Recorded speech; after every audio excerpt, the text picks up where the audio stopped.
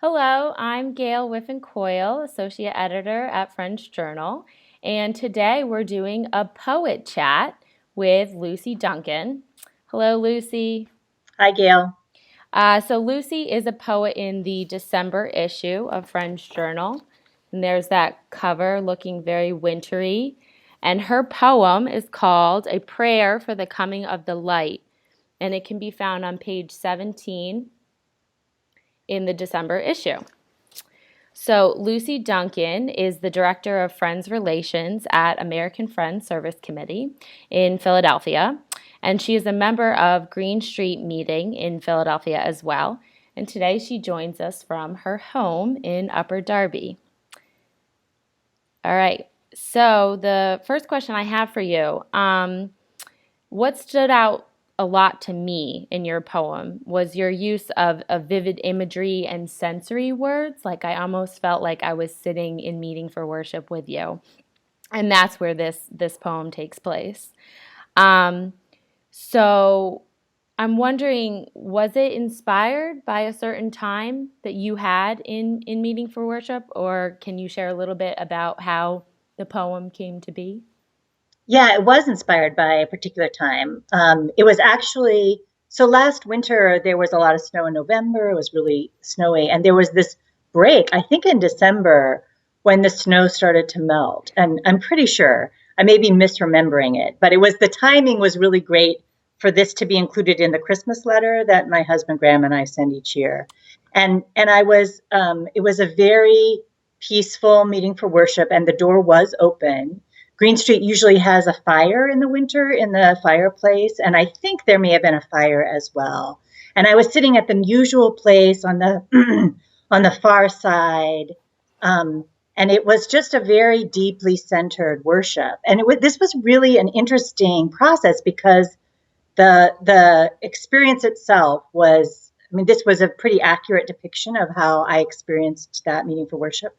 But it was also interesting because it came to me almost fully composed. The poem did, but it wasn't something that I spoke in meeting. I didn't speak the ministry that I talk about. It was like one of those things. It was clear that it was a full message, but that the form was supposed to be a poem later and not to be spoken at that time. And the ministry that I described is not dissimilar from ministry I've offered before, but it was felt like that was the container for the work for the ministry. So Oh, wow. That is very cool. A yeah, little bit of insider information behind the scenes. yeah. Great. So would you read a little bit from the poem? I'd love for you to read the second and the third stanzas, if that's all Sure, right.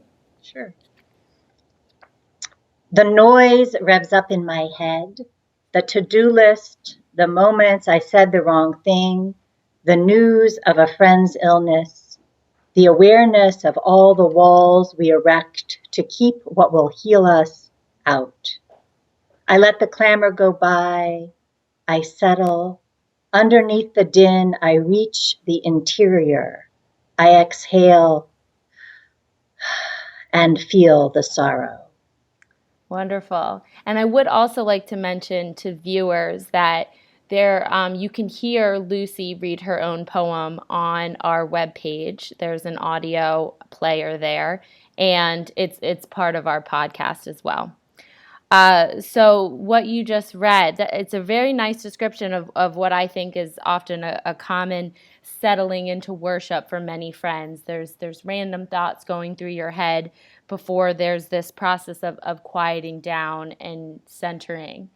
And you use that phrase, reach the interior, which I hadn't heard before, but I totally, like, I think I get it. So what does that phrase mean to you, reaching the interior? It really is like, all the sloughing off of the noise and the distractions.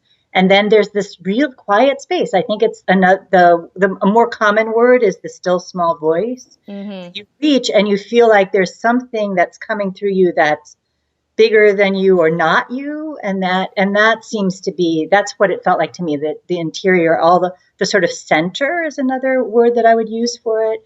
And, Yeah, and I work with a spiritual director, and I saw her on Friday, and I didn't. I was really happy. I was in a great mood, and I didn't think there would. I thought that just sitting in worship would be all we do, and then I got to that place, and there was all this, stuff about sort of feeling held by God, and I mean, it's really, I think, where we can hear the voice of God if we can. I mean, as friends, I mean, there's lots of places I think you can hear the voice of God, but in meeting for worship, I think it's really that space. Yeah, that's really beautiful.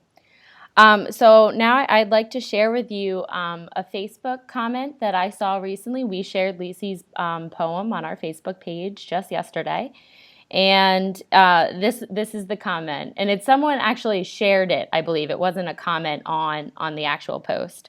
Um, this person said, "No time for meeting.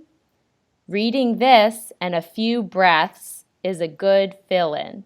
Oh, What do you think of that? I really really liked it. that's really great. I saw another post by a friend who used this. They have a solstice celebration. She and her father on her father's birthday, which happens to be the solstice, and they read this poem there. And I was like, oh, it's very nice. Oh, But that's wonderful. yeah, and I've used this poem as an introduction for AFSC staff to what meeting for worship is like, and people seem to really appreciate it as an introduction. So So many uses for this poem, a yeah, stand-in for meeting for worship or just a little, bit of inspiration before settling down for the holidays coming up. So thank you so much, Lucy. I think this is all the time that we have right now. great. And people can read Lucy's poem again in the December issue on page 17. Thank you, Lucy. Yeah, thank you. Bye bye. Bye.